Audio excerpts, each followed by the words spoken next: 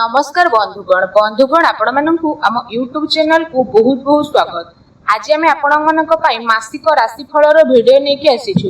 ए जो मासिक राशिफल ग्रहंकर चलन और गोचर को नहीं आधारित अटे से आधार में आम आपण कहबू ए मासटी आपणकर किपरि साब्यस्त हेबो ता सहित आपण क्यारियर रे भाग्य रे आपणकर बिजनेस रे प्रेम रे परिवार रे शिक्षा क्षेत्र रे व्यापारिक क्षेत्र रे कौन सब परिवर्तन देखा मिलिबो लव लाइफ आपणकर मैरिज लाइफ रे कौन सब बड़ बड़ परिवर्तन घटिबो कौन अशुभ ग्रहर प्रतिकार पाई आपण माने उपाय करिवे ता सहित वीडियो शेष रे जो प्रतिकार विषय में कहबू जहा को पालन करबा द्वारा आपणक पई ए मासटी अत्यंत शुभमय रे कटि जिवो। जदि कहिबा वीडियोटी आरंभ करबा पूर्वरु आपण माने छुटिया अनुरोध रहिला कि आम चैनल को बे सब्सक्राइब करंतु और वीडियो को गोटे लाइक ते मध्य करंतु आ कमेंट बॉक्स रे हृदय रे जय शनिदेव बोली अवश्य लिखि दियंतु। शनिदेवंकर कृपा हेले आपणक जीवन रे चालुथिबा प्रत्येक दुख कष्ट रो दूर हेबो। एबे आसंतु संपूर्ण वीडियोटी को हमें आरंभ करिबा। आउ ए कार्यक्रम आपणकर जन्म राशि चंद्र राशि ऊपर आधारित अटे। तो प्रथमे जानिबा आपणक पई ए मासरे नवग्रहर स्थिति किपरि रहिबो। जदि कहिबा विशेष भाबरे ए मासरे ग्रहंकर स्थिति रे सेकेंड हाउस रे राहु रहउछंती, तृतीय हाउस रे रहउछंती मंगल एवं आपणकर फोर्थ हाउस रे रहउछंती चारोटी ग्रह बुध शुक्र सूर्य एवं देवगुरु बृहस्पति। आपणकर फोर्थ हाउस रे जेहेतु विराजित होई रहिबे आपणक अष्टम रे रहिबे केतु। एबे आसंतु जानिबा प्रथमे आपणकर स्वास्थ्य स्थिति ए मासरे किपरि रहिबो। विशेष भाबरे कहिबा आपणकर हेल्थ किपरि रहिबो। फर्स्ट हाउस होई थाए आम इम्यूनिटी सिस्टम रो हाउस। तो आपणकर फर्स्ट हाउस रो लॉर्ड बनुछंती शनि आ शनि फर्स्ट हाउस रे जेहेतु विराजित अछंती तो शनि देवंक ऊपर कौनसी भी पाप ग्रहर दृष्टि पड़िबो नाही।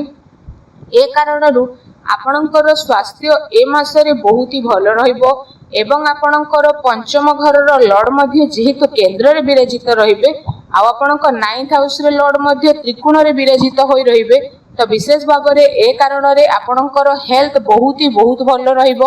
एबे आसंतु जानिबा विद्यार्थी माननक पई ए मासटी किपरि कटिबो। पंचम हाउस होइते विद्यार्थी माननक पई आ आपणक पंचम घरर लॉर्ड बनुछंती बुधदेव। बुधदेव आपणकर फोर्थ हाउस रे विराजित जेहेतु अछंती तो विशेष भाव में जदि आमे कहिबा पंचम भाग को गोचर करिवे तो विद्यार्थी पई गोटे खुशी रे कथा कि विद्यार्थी 14 तारीख को आपणक पंचम भाग को प्रवेश करिवे। 14 तारीख पर विद्यार्थी बहुत भल समय रहिबो। आ तापर जदि आपणकर एग्जाम किछि रही थाए तो एग्जाम रे मध्ये बहुत भल रिजल्ट आपणको देखिबा को मिलिबो। विद्यार्थी माने पाठ पढ़ा रे कोनोसी भी बड़ डिसीजन लेबा पई चाहुथले तो आपण से सब डिसीजन मध्ये विशेष भाव में नै परिबे। आपणको पई समय बहुत भल रहिबो कारण बुध जेहेतु निज घर को प्रवेश करिवे तो आपण गोटे कथार ध्यान रखंतु कि आपणकर पाठ पढ़ा रे कोनोसी भी डिसीजन लेबा को चाहुथले आपण 14 तारीख पर नियंतु स्थिति भल रहिबो। एबे आसंतु जानिबा आपणकर लव लाइफ किपरि रहिबो। जदि लव लाइफ विषय रे कहिबा पंचम भाग होई थाए लव लाइफ रो हाउस आ पंचम रो लॉर्ड बुध केंद्र रे फोर्थ हाउस रे रहिबा हेतु जेउ राशि मानकर लव लाइफ रे अछंती सेमानक पई स्थिति बहुत ही भल रहिबो कारण शनि निज राशि रे जेहेतु विराजित रहिबे आ शुक्र मध्ये निज राशि रे रहिबे तो बुध शुक्र निज राशि रे जेहेतु एठी प्रवेश करिवे तो विशेष भाव में जदि हम एठी आपण माननकु कहिबो तो जेबे पंचम रे शुक्र विराजित होइथांती तो से राशि रो व्यक्ति माने पूरा रोमांटिक मोड रे रहिथांती आ आपण माने मध्ये 12 तारीख परे विशेष भाव में रोमांटिक हेकि रहिबे। बुध जेहेतु निज राशि रे विराजित हेबा हेतु आपणकर लव लाइफ रे कोनोसी भी समस्या पूर्वरु चालुथुला किंबा आपणकर लव लाइफ रे आर्गुमेंट चालू थिला बा चालुछि तो बुधदेव जेबे निज घरे प्रवेश करिवे तो लव लाइफ रे रहिथिबा व्यक्तिंकर प्रत्येक दुख कष्ट रो दूर हेबो एवं आपणकर लव संपर्क पुणी थरे जोड़ी हेबा पई मध्ये लागिबो। खास करी 14 जून पर लव लाइफ थिबा व्यक्तिंक पई स्थिति बहुत ही भल रहिबो। एबे आसंतु जानिबा आपणकर मैरिज लाइफ किपरि कटिबो। जून मासरे सप्तम भाग होई थाए मैरिज लाइफ रो आ सप्तम घर रो लॉर्ड बनुछंती सूर्य आ आ सूर्य आपणकर 4th हाउस रे जेहेतु रहुछंती तो सूर्य 15 तारीख को पंचम भाग रे विराजित हेबे। तो सूर्य को स्थिति आपणक पई भल रहिबो कारण प्रथम केंद्र रे रहिबे तापरे त्रिकोण रे जेहेतु गोचर करिवे तो सूर्य जेहेतु मित्र घरे प्रवेश करिवे बुधंक घरे ए कारणरू सूर्यंक स्थिति आपणक पई बहुत ही भल रहिबो। आ आपणकर मैरिड लाइफ मध्ये भल रहिबो किंतु आपणको गोटे कथार ध्यान रखिबा पई पड़िबो कि शनिंक दृष्टि आपणकर 7th हाउस रे पड़िबा हेतु आपणक भितरे बहुत ही जिद्दी देखिबा को मिलिबो एवं आपणकर मैरिड लाइफ रे छोट छोट कथा को नै आर्गुमेंट मध्ये सृष्टि हेबो। किंतु आ गोटे भल कथा हला कि आपणक मैरिड लाइफ रे कोनोसी भी बड़ समस्या आसीबो नाही कारण सूर्यंक स्थिति जेहेतु बहुत भल रहिबो 4th लॉर्ड शुक्रंक स्थिति बहुत भल रहिबो।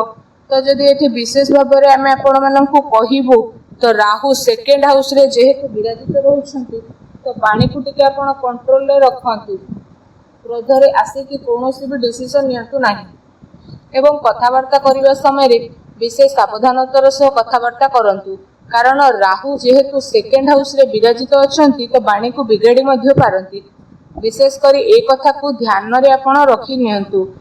फ्रेंड्स एबे आसंतु जानिबा सबुठारो महत्वपूर्ण विषय रे आपणकर भाग्य कैरियर एवं व्यापार बिजनेस किपरि रहिबो ए मासरे।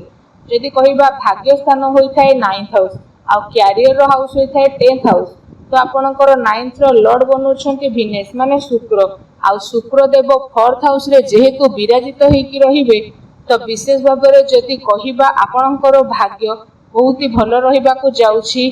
तापरे विशेष भाव में 9th हाउस जेहेतु आपणकर मजबूत हेबो तो विशेष भाव में आपणक पई गोटे खुशी कथा आसीबो ए मास आपणक पई भल नुह बहुत ही भल रहिबा को जाउछि कारण ग्रहंकर स्थिति अनुसार आमे एठी पूरा डिटेल्स रे आपणक कहूछु। आ आपणकर भाग्यर स्वामी जेहेतु केंद्र रे निज राशि रे रहिछंती पंचम हाउस रे प्रवेश करिवे मित्र राशि रे तो देखिबा को गले ए मास रे आपणकर भाग्य विशेष भाव रे एते साथ देबो जे आपण केबे भाबी मध्य नथिबे। यदि आपण कोनोसी भी शुभ कार्य आरंभ करिबे पई चाहुछंती तो आपण करि मध्य नियंतु भाग्य आपनको साथ अवश्य देबो। आ जदि कोनोसी जगह रे धन इन्वेस्टमेंट करबा को चाहुछंती तो स्थिति भी आपनको पई बहुत भल रहिबो। कोनोसी भी डील मध्य जदि करबा को चाहुछंती तो भी आपण करि परिबे भाग्य आपणकर जबरदस्ती साथ देबो। आ जदि आपण ए मास रे कोनोसी भी शुभ कार्य आरंभ करबा को चाहुछंती तो भी करि नेबे भाग्यर साथ मिलिबो। ग्रहर स्थिति अनुसार मध्य जदि कहिबा आपणकर भाग्य ए मास रे बहुत ही भल रहिबा पई जाउछि। एबे आसंतु जानिबा आपणकर कैरियर विषय रे माने आपणकर कार्य क्षेत्र किपरि ए मास रे रहिबो। आ आपणकर 10th लॉर्ड बनुछंती जेहेतु मंगल तो मंगल निज राशि रे बसिछंती 3rd हाउस रे तो विशेष भाव में कहिबा 10th हाउस रो कनेक्शन 3rd हाउस रो बनिबो। ए कारणरू ए मास रे आपण जे कोनोसी काम मध्य करिवे तुरंत करिवे जमा मध्य लेट करिवे नाही कारण 3rd हाउस होई थाए पराक्रम साहसर हाउस एवं राइटिंग रो हाउस होई थाए 3rd हाउस ता सहित छोट छोट ट्रैवलिंग रो हाउस मध्य होई थाए। आ गोटे भल कथा हला ट्रैवलिंग रे आपन को बहुत ही भल फायदा मिलिबो एवं आपण ए मास रे जे कोनोसी भी कार्य करिवे निज फायदा पई करिवे एवं आपनकर फायदा पई ए मास रे नुवा रास्ता खोली जिवो आपनक पई। आउ जो माने टेक्निकल लाइन रे अछंती तो सेमानक पई मध्ये स्थिति बहुत ही भल रहिबो। मेडिकल लाइन ले थिबा व्यक्ति मानक पई मध्ये विशेष भाव रे स्थिति भल रहिबो। जो माने लेखा पढ़ा कार्य करूछंती सेमानक पई भी स्थिति भल रहिबो। सबुठारो भल ट्रैवलिंग कार्य रे भल फायदा मिलिबो ए मास रे। कहिबा को गले आपनकर कैरियर ए मास रे मंगलंकर हाथ रे रहिबो आ मंगलंकर स्थिति मध्ये आपनक पई बहुत ही भल रहिबो। एही कारणरू आपनक पई विशेष भाव रे आपनकर कैरियर ए मास रे जबरदस्त रहिबा को जाउछि। व्यापार बिजनेस रो कथा कहिबा पई गले 7th लॉर्ड सूर्य केंद्र रे विराजित होई के रहिछंती त व्यापार बिजनेस स्थिति बहुत भल रहिबो। प्रतिटी स्थिति आपनक पई भल रहिबो। जहा भी काम करिवे से सबुर आपनको शुभ फल प्राप्त हेबो। एबे आमे आपण मानक पई किछि प्रतिकार नै के आसीछु।